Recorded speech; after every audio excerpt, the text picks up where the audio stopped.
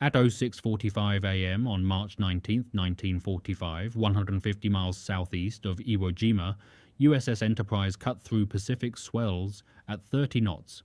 Task Force 58 had launched pre-dawn strikes against Kyushu airfields hours earlier. Now 14 Yokosuka D-4Y Judy dive bombers closed from the northwest, part of Japan's coordinated counterattack. Radar plot showed them at 12,000 feet, descending fast. The carrier's action report would later note, heavy and determined enemy response. Petty Officer Second Class. Jacob Marshall manned a 40mm Bofors mount on the port quarter, hands steady on the training wheel. Above him, Lieutenant Thomas Dwyer coordinated the Combat Information Center's defensive vectors. The Enterprise had survived more combat than any carrier afloat. Today would add another page to that record, written in gunfire and fuel smoke. The official tally would count 17 enemy aircraft destroyed, but numbers never captured what the crew endured in those 3 hours. The overnight watch on March 18th ended at 04 Beleurs, but few aboard Enterprise slept soundly. The carrier had been at general quarters 16 times in the past 11 days. Jacob Marshall sat in the 40mm gun tub, running oil-stained fingers over the Bofors mount's elevation gear. Salt corrosion was constant this far into the deployment. He'd joined the gun crew at Ulithi in February, replacing a loader lost during the February 16th Tokyo raids. The ship's deck log recorded his rate as gunner's mate 3rd class, but paperwork lagged reality. He'd made 2nd class 2 weeks ago, confirmed by radio from Pearl Harbor. Around him, the flight deck stretched 872 feet forward into darkness. Tied down Hellcats and Avengers shifted slightly against their chains as the ship rolled through 4-foot swells. The moon, 3 days past full, cast metallic light across the wooden planking. Somewhere below in officer country, Captain James C. Stump reviewed the day's operation plan. Task Force 58 would hit Japanese airfields on Kyushu again, suppressing kamikaze staging bases. Intelligence estimated 300 operational enemy aircraft remained in the sector. The Enterprise Air Group had lost 4 pilots in 2 days.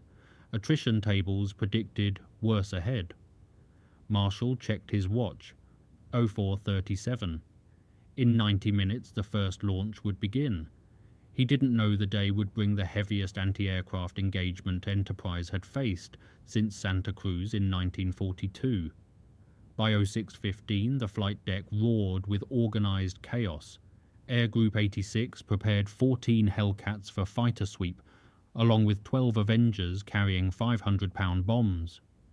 Lieutenant Commander Eugene Valencia commanded the fighter escort. His combat log listed 43 confirmed kills since January. He walked the flight line, checking each pilot personally. "Stay loose on the radios," he told Ensign James Pierce, a replacement who'd arrived in Ulithi 3 weeks earlier. "And watch your fuel." The Hellcats carried wing tanks for extended range.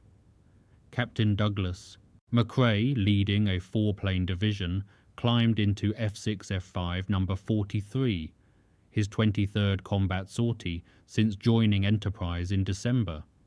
He'd flown Wildcats at Midway aboard Yorktown and knew what carrier warfare cost. His pre-flight check took 4 minutes. Manifold pressure, normal. Oil temperature climbing to operational range. The deck officer's yellow jersey flashed in the pre-dawn darkness. Launch interval was 45 seconds. McRae's Hellcat rolled forward, engine vibration travelling through the seat frame. The catapult officer dropped his flag. The R-2800 engine screamed, and McRae felt the deck fall away as his fighter shot into grey morning air. 14 Hellcats followed within 10 minutes. They formed up at 8,000 feet, circling the carrier once before setting course west-northwest toward Kyushu, 400 miles distant. Below them, Marshall watched the last fighter disappear into haze. The Bofors mount was loaded, 4 round clips stacked in the ready box. He didn't expect action this early. The Combat Air Patrol would handle any threats, but Enterprise's radar was already tracking contacts inbound from the north. At 0742, radar contact crystallized into visual threat. 14 aircraft, identified as Yokosuka D-4Y dive bombers, approached from 280 degrees at 11,000 feet. The Judy was fast for a dive bomber, capable of 360 knots in a steep attack. Enterprise's fighter direction officer vectored the Combat Air Patrol to intercept, but the cap was 10 miles south, chasing a separate bogey. Gunnery Officer Lieutenant Commander Robert Riera gave the order. All batteries, air action port, commence firing. Marshall's mount swung left, tracking the lead aircraft as it entered range at 4,000 yards. The 40mm Bofors had an effective ceiling of 11,000 feet, but accuracy dropped past 3,000 yards. He waited, watching the Judy grow larger in his sight picture. At 2,500 yards, he squeezed the trigger. The mount bucked, firing at 120 rounds per minute. Tracers arced upward, red lines against grey sky. 5 other 40mm mounts opened fire simultaneously. The 5-inch battery joined seconds later, heavier shells bursting in black clouds. The lead Judy rolled right, diving toward the carrier's port bow. Marshall tracked, leading the target, firing in short bursts to conserve ammunition. His loader, Seaman First Class Raymond Kowalski, fed clips with mechanical precision. The noise was overwhelming. Gun concussion, shell casings clattering onto the deck, wind roar, and the rising scream of the diving bomber. At 1,200 feet, the Judy released. The bomb tumbled free, a 550-pound Type 99 falling toward Enterprise's flight deck. Marshall kept firing, rounds walking up the bomber's fuselage. The aircraft shuddered, caught fire, and rolled inverted. It hit the water 300 yards off the port beam. The bomb struck 40 feet short of the ship, detonating underwater. The pressure wave lifted Enterprise's stern 2 feet. Below decks in Damage Control Central, Ensign Walter, Koenig monitored pressure gauges and phone circuits. The near miss registered as a sharp jolt through the hull plating. All stations, report damage. Responses came quickly. No flooding, no fires, structural integrity maintained. Enterprise's builders at Newport News had reinforced the hull with additional longitudinal frames after the October 1944 kamikaze hit. That modification now proved its worth. But the attack wasn't finished. 3 more Judys broke through the anti-aircraft barrage, diving from different angles. Marshall's gun crew shifted targets, firing at a bomber approaching from the starboard quarter. The aircraft exploded at 800 feet, probably hit by a 5-inch proximity-fused shell. Debris rained across the flight deck. One piece, a section of engine cowling, struck a parked Hellcat, punching through the wing fabric. On the bridge, Captain Stump ordered a course change to starboard, combing the torpedo wakes Enterprise's lookouts had spotted. No torpedoes materialized. The reports were mistaken, but the maneuver bought time for the cap to return. 4 Hellcats dove into the remaining bombers, breaking up their formation. Marshall watched one Judy attempt to pull out at 600 feet. The pilot was good, holding his dive longer than prudent. The bomb release was perfect, aimed at Enterprise's island superstructure, but the aircraft was too low, too slow. Marshall's mount tracked smoothly, firing steadily. The Judy disintegrated at 400 feet, struck by multiple guns. The bomb fell into the sea 200 yards astern. By OAT, the sky was clear. 11 Judys had been shot down. 3 escaped damaged.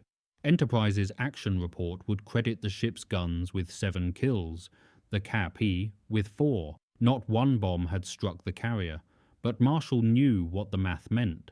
The Japanese had committed suicide for those attacks. They wouldn't stop. They'd come again, and next time there might be more of them. The gun mount was overheating. Marshall could feel it through his gloves, the barrel jacket radiating waves of heat. Standard procedure called for a 10-minute cooldown after sustained firing, but there was no time. He grabbed a water bucket and poured it over the barrel. Steam hissed, metal contracting with sharp cracks.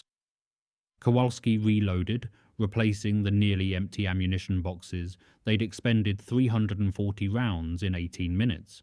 The ready locker held 800 more. While they worked, Marshall noticed a problem. The elevation mechanism was sticking at high angles, a persistent issue with the Bofors when salt spray corroded the traversing gear. He'd reported it 3 days ago. The ship's armourer promised repairs, but the pace of operations left no slack for maintenance. Now Marshall improvised. He removed the elevation hand wheel, exposing the worn bevel gear beneath. Using a machinist's file from his tool belt, he smoothed the damaged teeth. Kowalski watched skeptically. "That's gonna hold?" Marshall didn't look up. "Has to."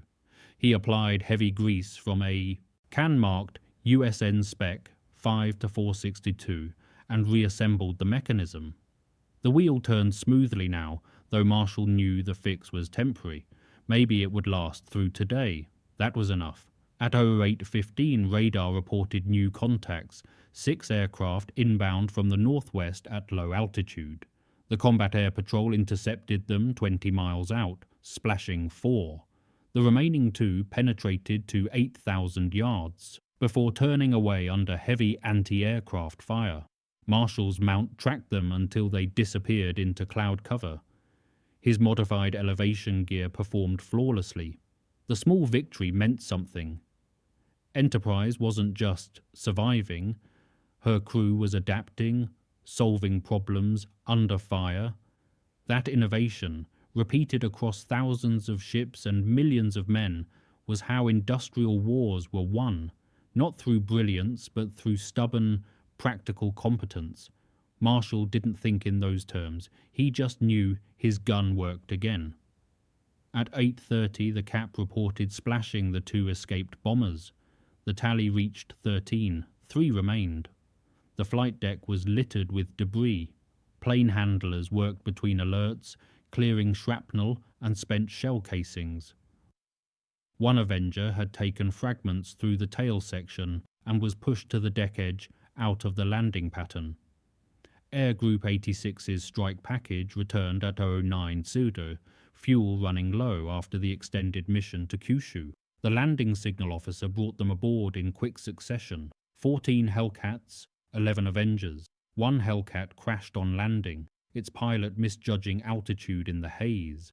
The fighter hit hard, collapsed its landing gear, and skidded into the barrier cables. The pilot, Ensign Robert Crosby, climbed out unhurt but shaken. The wrecked Hellcat was pushed overboard to clear the deck. Loss reports would list it as operationally expended. McRae taxied to his parking spot and shut down the engine. The manifold temperature gauge showed overheating. He'd pushed the R-2800 hard during a dogfight over Kanoya Airfield. His combat log noted 3 probable kills, Mitsubishi A6M fighters that dove away trailing smoke. He couldn't confirm their destruction. The official tally would credit him with 1 kill, the A6M that exploded after his guns struck its fuel tank. McRae climbed down, legs stiff after 3 hours in the cramped cockpit. The deck crew was already refueling the Hellcat for the afternoon mission. In the ready room, Valencia debriefed the fighter pilots. The strike had destroyed or damaged an estimated 20 enemy aircraft on the ground. Anti-aircraft fire had been heavy. Lieutenant George Blair's Avenger took hits in the wing route and barely made it back. Blair reported seeing construction crews building revetments around dispersed aircraft, evidence the Japanese were adapting to American tactics. The intelligence officer took notes, compiling the report for Task Force headquarters. By 09:30, radar showed clear sectors in all directions. Enterprise secured from general quarters to Condition 2, allowing half the crew to rest. Marshall remained at his mount, cleaning the Bofors mechanism. The elevation gear was holding, but barely. Across Task Force 58, other carriers faced similar attacks. Yorktown reported shooting down 6 enemy aircraft at 08:45. Intrepid engaged a formation of torpedo bombers at 09:10, taking one hit that killed 11 men. The coordination suggested Japanese air commanders had committed their remaining strength to a massed counterattack. Radio intercepts, decoded later that day, confirmed it. Operation Tan No. 2, a planned strike by over 150 aircraft from Kyushu bases. American raids had reduced that number significantly, but enough survived to challenge the task force. Enterprise's role in this equation was clear. Every enemy aircraft destroyed over the carrier was one fewer that could strike elsewhere. The mathematics of attrition favored the Americans, who could replace losses faster than Japan. But that calculation meant little to the men at the guns, who faced each attack as a personal test of skill and luck. At 10 Krug, the galley sent up sandwiches and coffee. Marshall ate standing at his mount, chewing mechanically while scanning the horizon. The coffee was bitter, overbrewed, but hot. Kowalski sat on the deck, back against the gun shield, eyes closed. He'd been awake since midnight, part of the damage control watch. "Think they're done?" he asked. Marshall swallowed a bite of Spam and bread. "They're never done." It was true. Since January, the Japanese had adopted kamikaze tactics as standard procedure, turning aircraft into guided missiles. The pilots were young, often barely trained, flying obsolete planes loaded with bombs. But they were determined, and determination could overwhelm defenses. Enterprise had been lucky so far. Other carriers hadn't been. Franklin, hit on March 19th near Kyushu, was burning with over 700 dead. The news had reached Enterprise by radio an hour ago. Franklin's position was only 80 miles west. The same formations that struck her had likely included the aircraft attacking Enterprise. Marshall finished his sandwich and tossed the wax paper overboard. The wind carried it aft, fluttering into the carrier's wake. Kowalski stood, stretched, and resumed his position at the ammunition locker. There was nothing to do but wait. The afternoon mission launched at 13:01, another strike against Kyushu airfields, this time targeting facilities near Oita. 12 Hellcats and 10 Avengers climbed into overcast skies, disappearing at 6,000 feet. The weather was deteriorating, clouds building from the southwest. A front was moving through, bringing rain and reduced visibility. Captain Stump consulted with the meteorologist. The forecast called for clearing by evening, but the afternoon would be difficult for flight operations. Recovery might require instrument approaches, always risky aboard a moving carrier. The decision stood. The mission proceeded. Suppressing. Enemy airfields took priority over comfort. By 14 Quote, the task force was making 25 knots on a northwesterly course, moving closer to Japan. The strategy was aggressive, pushing the carriers within 150 miles of the coast to maximize aircraft loiter time over targets. It also maximized risk. At 14:30, radar detected a large formation. 30-plus aircraft approaching from the west at low altitude. The combat air patrol vectored to intercept, but the enemy split into 3 groups, complicating the defense. 8 aircraft headed directly for Enterprise. They were identified as Mitsubishi G4M Betty bombers, twin-engine aircraft capable of carrying torpedoes or bombs.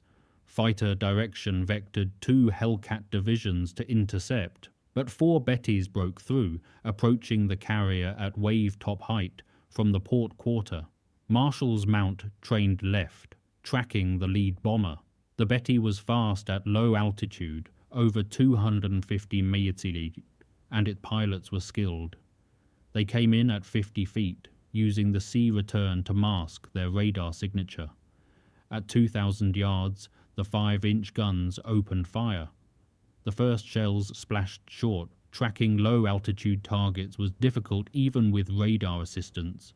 Marshall waited, knowing the 40mm flat trajectory was more effective at close range against sea-skimming targets. At 1,200 yards, he fired. The tracer stream walked toward the Betty, closing the range. The bomber's nose erupted in fire, hit by multiple shells. It rolled left and crashed into the ocean, throwing up a massive spray. 3 Bettys remained, still closing. The second Betty launched its torpedo at 800 yards, a Type 91 running at 42 knots. Marshall saw the splash, the white wake arrowing toward Enterprise's port side. The carrier turned hard to starboard, engines straining. The torpedo track passed down the port side, missing by 30 yards. Too close. The Betty pulled up, climbing away. Marshall tracked it, firing until his ammunition ran empty. Kowalski slammed in a fresh magazine. Marshall resumed firing immediately, rounds striking the Betty's tail section. The aircraft shuddered but kept flying, disappearing into cloud cover.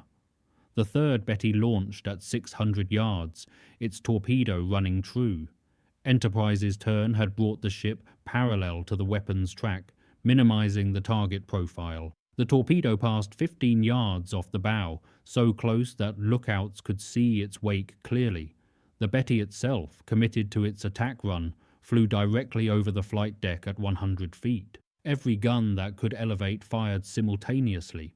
The bomber disintegrated, hit by dozens of shells. Fragments rained onto the deck, one piece striking a life raft canister and tearing it open. The fourth, Betty, never launched. A Hellcat from the cap intercepted it at 400 yards, firing a long burst that set the bomber's wing tanks ablaze. The Betty cartwheeled into the sea. By 1445, the attack was over. Enterprise had evaded 4 torpedoes without being struck. The Combat Air Patrol reported splashing 15 additional aircraft before they reached the task force. But the afternoon's action demonstrated something troubling. The Japanese were adapting their tactics, using low-altitude approaches to minimize radar warning time. American defenses would have to adapt as well. In the gun mount, Marshall reloaded methodically, replacing the expended clips. His hands were steady, but his shoulders ached from holding the aiming position during sustained firing. The Bofor's barrel was discolored from heat. The bluing burned off in patches. It would need replacement soon. But not today. Today it had done its job. Marshall allowed himself a brief moment of satisfaction before focusing on the horizon again. The strike package returned at 16:30, emerging from thick cloud cover at 800 feet. The landing signal officer worked quickly, aware that weather was deteriorating. Visibility dropped to 2 miles in rain squalls. One by one the aircraft trapped aboard. Hellcats first, then the heavier Avengers. Lieutenant Commander Valencia's Hellcat developed engine trouble on final approach. The R-2800 coughed, missing on 2 cylinders. Valencia fought the controls, adjusting throttle and mixture. He crossed the ramp 10 knots slow, caught the number 3 wire, and rolled to a stop. The plane captain helped him from the cockpit. "Engine's done," Valencia said flatly. Maintenance crews swarmed the aircraft, pulling inspection panels. The verdict came quickly, bearing failure in the number 6 cylinder. The engine would need replacement, a 12-hour job. Valencia's Hellcat was out of action for tomorrow's missions. The strike results were mixed. The pilots reported destroying hangars and fuel dumps at Oita, with secondary explosions suggesting ammunition stores had been hit. But anti-aircraft fire had been intense. 2 Avengers were lost over the target, both crews missing. Lieutenant George Blair's damaged aircraft made it back, but inspection revealed structural damage too severe for field repair. The Avenger was pushed overboard at 17 Krunk, another operational loss. The day's tally was sobering. 3 aircraft lost in combat, 3 written off due to damage, 1 pilot killed in the barrier crash, 2 crews missing over Japan. Against that, Air Group 86 claimed 27 enemy aircraft destroyed on the ground and in the air. The mathematics of attrition still favored the Americans, but each loss diminished the task force's striking power. Enterprise's Air Group had started the Kyushu campaign with 91 aircraft. Now it had 73 operational. At current loss rates, the group would be combat ineffective within 3 weeks. Supply ships would bring replacements, but trained pilots took longer to replace than aircraft. That equation worried every squadron commander. By 18, the task force turned southeast, away from Japan, opening the range for the night. Enterprise secured from flight operations and set condition 2. Marshall remained at his mount until 20 Hag, when the watch relief arrived. His replacement, gunner's mate 3rd class, Andrew Peterson, was a transfer from the battleship Maryland, still learning the Bofors system. Marshall spent 10 minutes explaining the elevation gear's quirks before heading below. In the crew's mess, he found a seat at a crowded table and ate reheated stew. Conversation was muted. The day's casualties were on everyone's mind. Robert Crosby, the pilot who crashed on landing, sat 3 tables away, staring at his food untouched. Someone had written "Lucky" on his flight jacket in chalk. It was meant kindly, but Crosby didn't look lucky. He looked tired. Marshall finished eating and made his way to the berthing compartment. The space was cramped, racks stacked 4 high with minimal clearance. His bunk was 3rd from the deck, a position that meant crawling over 2 sleeping men to reach it. He stripped to his skivvies and lay down, the thin mattress barely cushioning the metal frame beneath. Sleep came slowly despite exhaustion. Every time he closed his eyes, he saw the Judy diving toward the ship, the bomb tumbling free, the aircraft erupting in flames. He'd shot down 2 enemy aircraft today. That made him an ace by some standards, though nobody tracked kills for gunners. It didn't feel like victory. It felt like survival. Above him, someone snored. The ventilation system hummed steadily, circulating stale air. The ship's frame groaned as Enterprise rolled through swells, a familiar sound that usually comforted. Tonight it just reminded Marshall how thin the hull plating was, how easily a torpedo could punch through. He thought about the crew of Franklin, burning 80 miles away. He thought about the 2 Avenger crews, gone over Japan. He thought about tomorrow. Finally, around midnight, exhaustion overwhelmed anxiety. Marshall slept fitfully, dreaming of fire and falling aircraft. 4 hours later, the wake-up call echoed through the compartment. Another day, another mission.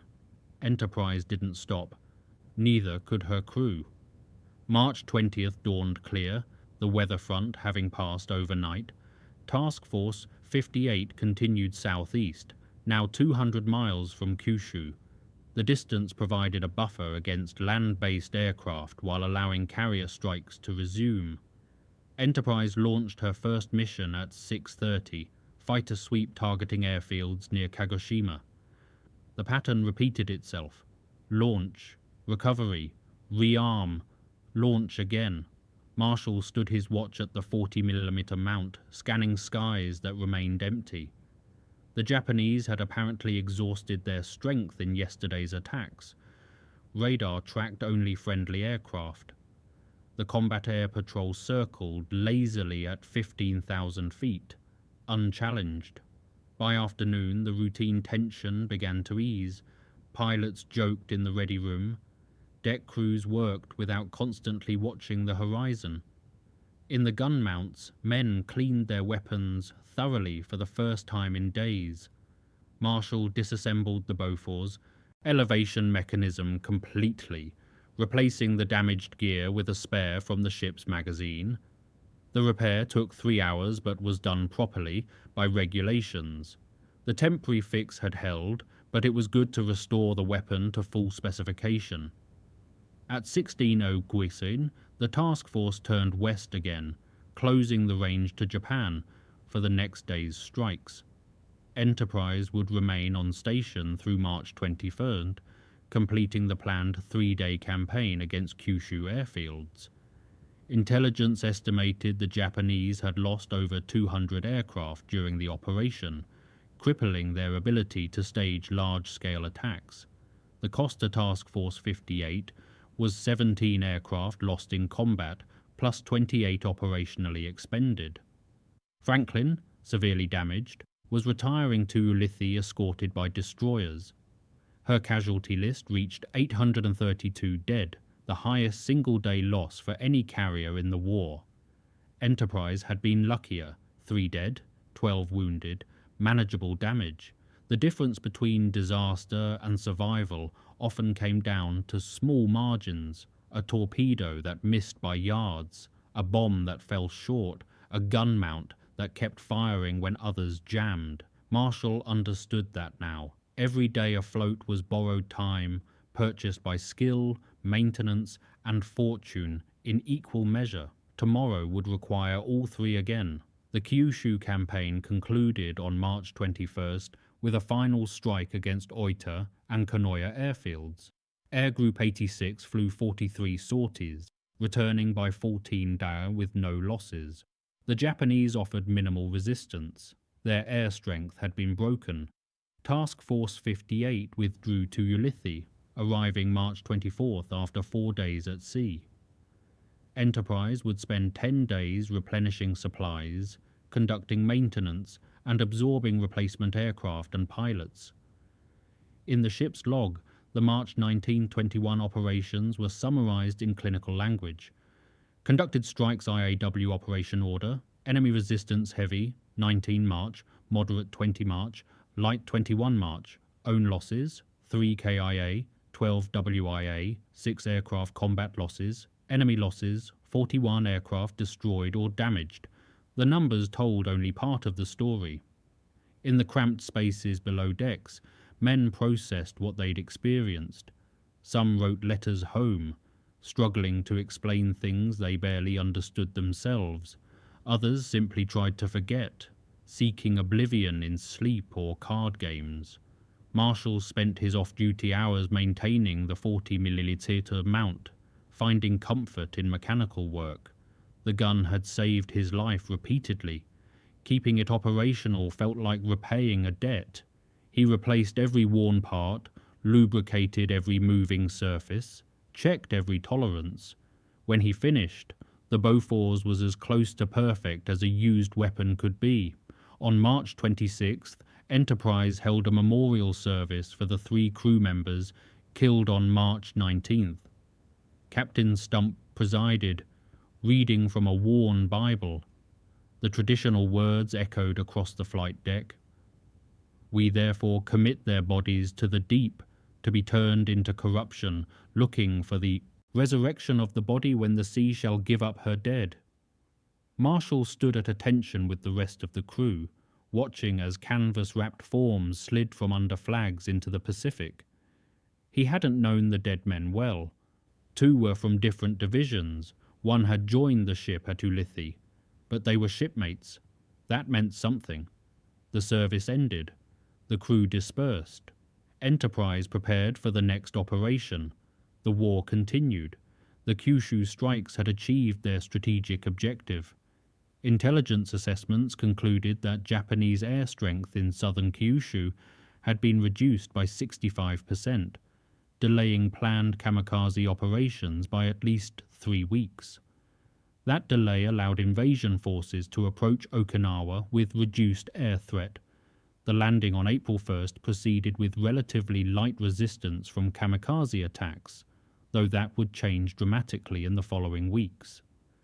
Enterprise's contribution to this outcome was impossible to isolate. Task Force 58 included 15 carriers conducting simultaneous operations, but the numbers from March 19th alone: 17 enemy aircraft destroyed, 4 torpedo attacks defeated, 0 bombs hitting the ship, demonstrated what well-trained crews and maintained equipment could accomplish under pressure. The official action report filed by Captain Stump noted outstanding performance by all hands, but made no special mention of individuals. That was standard practice. Naval operations emphasized team performance over individual heroics, yet within the ship's company, certain moments were remembered. Marshall's jury-rigged elevation mechanism, Valencia's 43 kills, the Beaufort's crews firing until their barrels glowed. These became part of Enterprise's informal history, stories told in the mess decks and gun mounts. The ship herself continued serving through the war's end, surviving one more kamikaze hit on May 14th, before hostilities ceased in August. She returned to the United States in January 1946, having earned 20 battle stars, more than any other U.S. warship. The crew rotated through demobilization, returning to civilian life with varying degrees of success. Marshall settled in Ohio, working as a machinist. He kept his gunner's mate manual and a corroded piece of the Beaufort's elevation gear as reminders. In 1958, Enterprise was scrapped despite preservation efforts. The steel that had crossed the Pacific so many times was cut apart and melted down, but the record remained, archived in reports and photographs, and the memories of men who served aboard. On March 19, 1945, they had stood at their posts and done their jobs. That had been enough.